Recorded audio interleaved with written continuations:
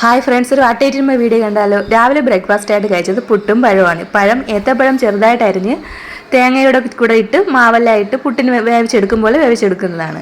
നോക്കി വന്നപ്പോൾ മിക്കവാറും എൻ്റെ എല്ലാ വാട്ടേറ്റുമേടേക്കും പുട്ടാണല്ലോ. രാവിലെ പുട്ട് കഴിച്ചാൽ അതൊരു ഞങ്ങളുടെ വീട്ടിൽ മിക്കവാറും എല്ലാവർക്കും പുട്ടെന്ന് വെച്ചാൽ രാവിലെ ബ്രേക്ക്ഫാസ്റ്റിന് ഒത്തിരി ഇഷ്ടമാണ്.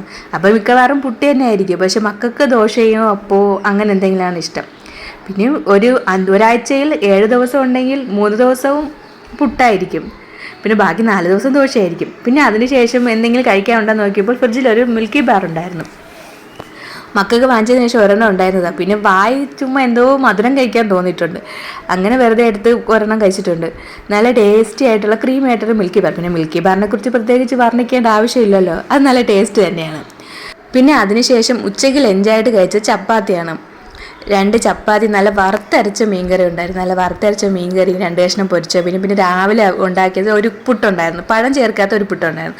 അങ്ങനെ 2 ചപ്പാത്തിയും നല്ല വറുത്തരച്ച മീൻ കറിയുടെ മീൻ തലയും മീൻ കഷ്ണവും 2 കഷ്ണം പൊരിച്ചതും എല്ലാം കൂടെ എന്ത് ടേസ്റ്റായിരുന്നു. വറുത്തരച്ച് വെച്ചപ്പോൾ ഉണ്ടല്ലോ, മീൻ എന്താ ടേസ്റ്റ്. തേങ്ങയൊക്കെ വറുത്തരച്ച് വെക്കുന്നത് അതൊരു പ്രത്യേക ടേസ്റ്റ് ഉണ്ട്. പക്ഷെ കുറച്ച് നേരം എടുക്കും ആ തേങ്ങ നന്നായിട്ട് വറുത്ത് മൂത്ത് നന്നായിട്ട് വരാൻ കുറച്ച് നേരം എടുക്കും.